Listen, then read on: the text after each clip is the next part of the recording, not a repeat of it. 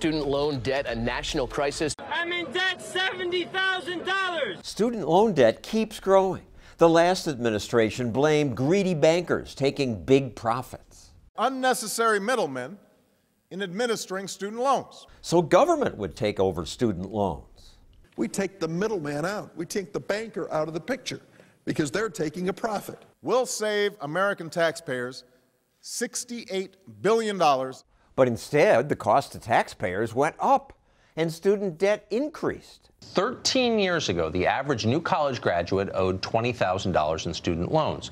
Today, that number has jumped to $37,000. What are you guys doing to help us with the student loan debt? Some politicians are still so eager to blame banks, they don't even know that they kicked banks out of the loan business. Who would like to answer first? We stopped making student loans in 2007 or so. Mr. Diamond? When the government took over student lending in 2010 or so, we stopped doing all student lending. If actual private lenders, people with skin in the game, made college loans, they'd care about being paid back. They'd tell students which majors often lead to higher paying careers and warn them that majoring in, say, sociology, art history, or gender studies might make it tougher to get out of debt.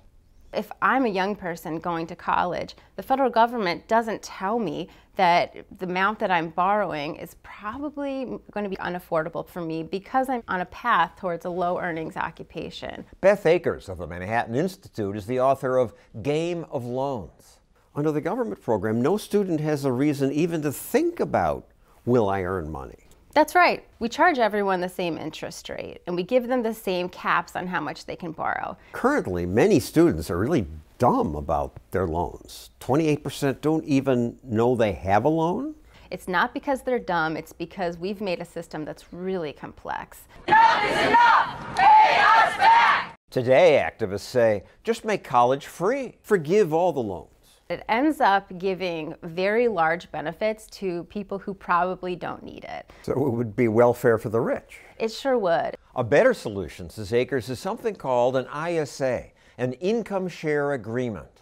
So you want to be a web developer? Sign up. Pay nothing up front. That's right, nothing. Some private computer education boot camps do that. That gets them into a career, most often in coding. So those people were getting jobs. Yeah, the ISA was a way for the school to say to them, you're only going to pay us if we help you succeed. Now, some colleges offer ISAs. Graduates who get jobs repay the loans by paying the college a percentage of their income. In the past 5 years, people are starting to get excited and try to implement income share agreements. At first, I had no idea how I was going to move forward and pay for my education. Engineering student Paul Aurora was thrilled to learn that Purdue would help him get an ISA loan. So was Andrew Hoyler, who's just started working as a pilot.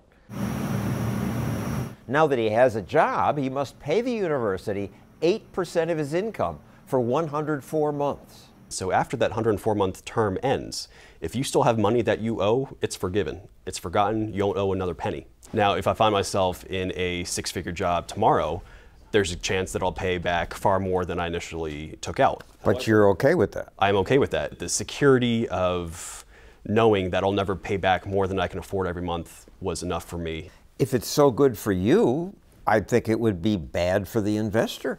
It's a risk that they take, just like an investment. It conveys information to the student about how lucrative a different major is going to be. English majors must pay 4.5% of their income for 116 months. Math majors pay 4% for just 96 months. Some people think that's unfair, but really that's just a way that they can recapture the amount of money that they've put up in the first place. This is new, useful information about what professions pay.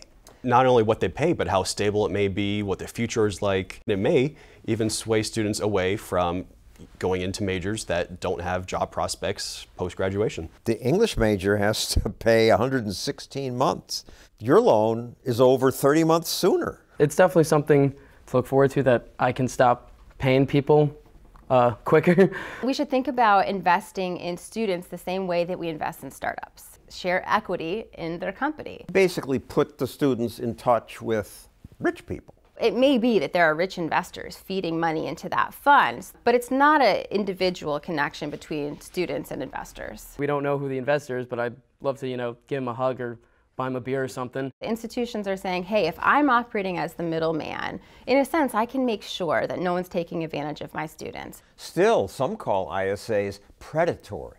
This is like indentured servitude. You're locked into paying for all these months. And if you're graduating and you don't have a job, you're not paying anything. So where's the servitude in that? It's a brand new industry. The public's still learning, the investors are still learning. They really care about the students. It is a win-win situation for everyone involved in it.